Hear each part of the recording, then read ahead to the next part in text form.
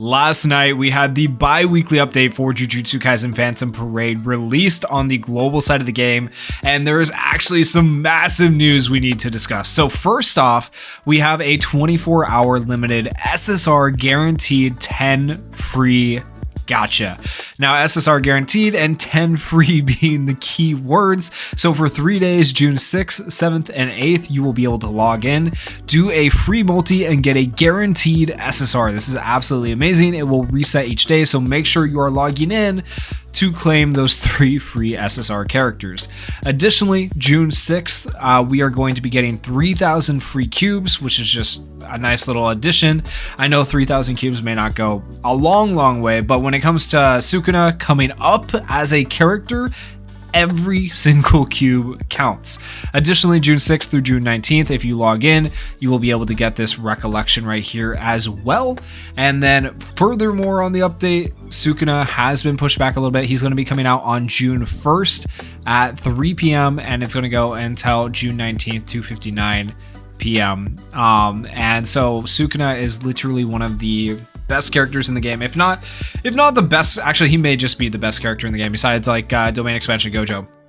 Very good, very broken. The only other characters that really compete with him are going to be like Red Yaga, who's just used on every team, and the new green Gojo, who may or may not stay there. We'll see what ends up happening, but like Sukuna is a very insanely good character, right? So keep that in mind. And then on June 6th through June 16th, we are also going to get a rerun banner here where we're able to get some of those blue characters that you may have been missing. Also on June 6th through June 23rd, we are going to get the SSR character guaranteed select gachas. I do like that they finally like outlined these as paid and made it very clear, bold for everybody to understand that these are going to be paid banners. So if you want to summon on these character guaranteed gachas, they are paid, okay? But they have differentiated these at least from this one where it's SSR guaranteed for free. Thank goodness they made that clear. Very thankful. I think they didn't want people getting upset at them again for that. Also, I have to toss in June 1st through June 19th here for Sukuna. That banner is actually out for quite a while. We do have potential for more events to drop than what I'm about to show you while his banner's out, meaning more cubes for you guys to collect during the time that his banner is there. So the events that are going to be here, we're going to have the story event Ichiji's report, Sukuna's finger, from June 1st until June 16th. And then we're also going to have the Imaginary Realm from June 6th until June 16th versus Jogo.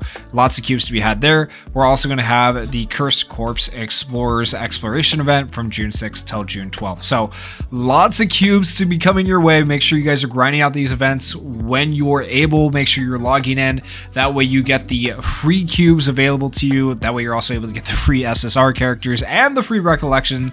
The free recollection's okay. I wouldn't say it's anything too crazy. And all this to say that you're able to save up for Sukuna. Sukuna coming here in just a couple of days, so be prepared for him. I will be doing summons, of course, because he is just absolutely broken. So make sure you guys are subscribed to the channel if you're not already, so you can see those summons.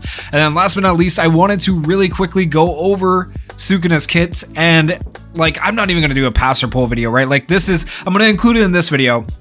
Should you pass or pull on Sukuna? The answer is, if you have any cubes at all, even if you can't pity, even as a free-to-play or light spender, you should be pulling on this banner, okay? Test your luck. Even if you get nothing out of it, at least you can say you tried, because you do not want to miss out on this character. Sukuna is not going into the general pool later. He is a limited character, and if you don't get him now, who knows when you'll be able to get him later. So use all the cubes you have, use all the tickets you have, use everything you can to try and get this character. He is very good. Okay, so he cannot be on the same team with Itadori. Keep that in mind. If you like Itadori and like Itadori is your best character, you won't be able to run him with him. But honestly, you're not going to need Itadori if you have this character.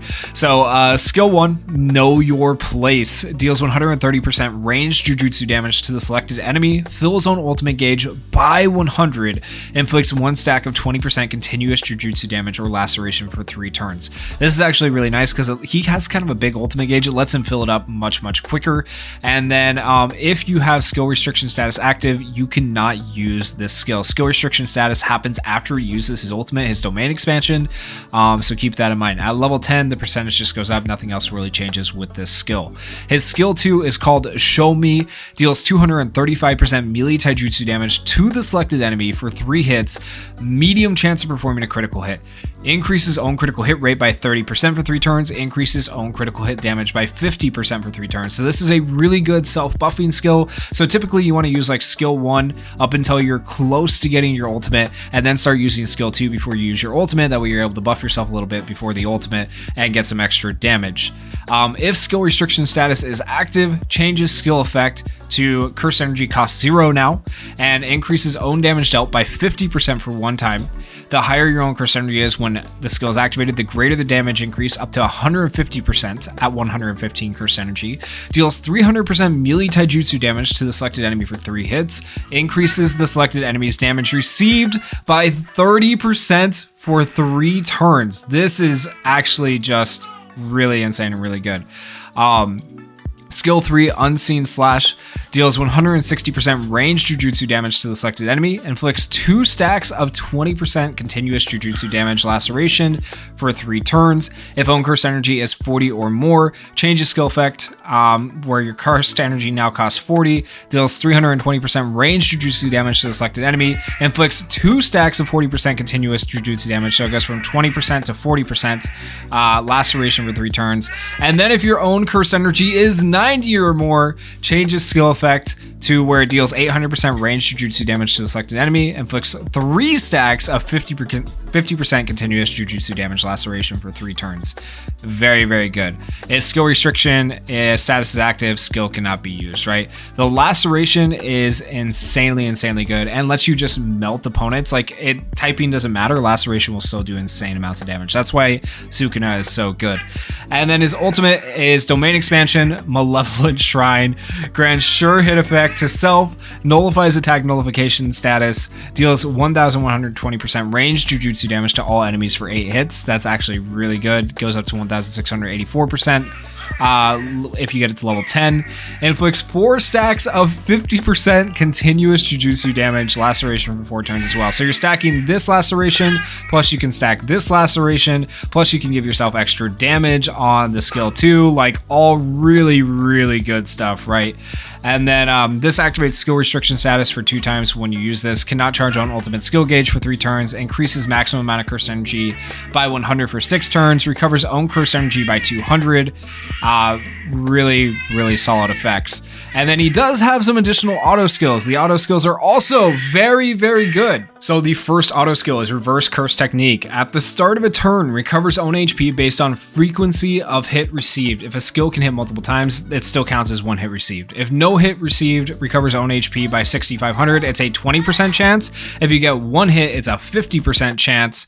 That hit has to be 3000 HP. And then if you receive 2 or more hits of 3000 HP, you have an 85% chance to regen HP. So basically you want to be hit for big damage and you'll regen HP. Very good ability.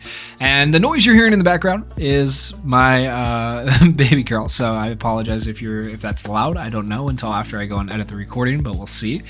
But she's learning to babble a little bit. King of Curses. At the start of the battle, grants poison, darkness, soul, stun, confusion, immunity to self, so immune to everything. Grants immunity to instant death effects caused by soul damage to self. Grants 30% flame resistance to self. When critical hit is performed, increases own damage dealt by 30% for 2 turns, and recovers own cursed energy by 20. So very solid. And then last but not least, if receiving a hit of 3000 HP damage, 50% chance, increases own taijutsu and jujutsu stat by 20% for 2 turns. So insanely good as far as the character goes.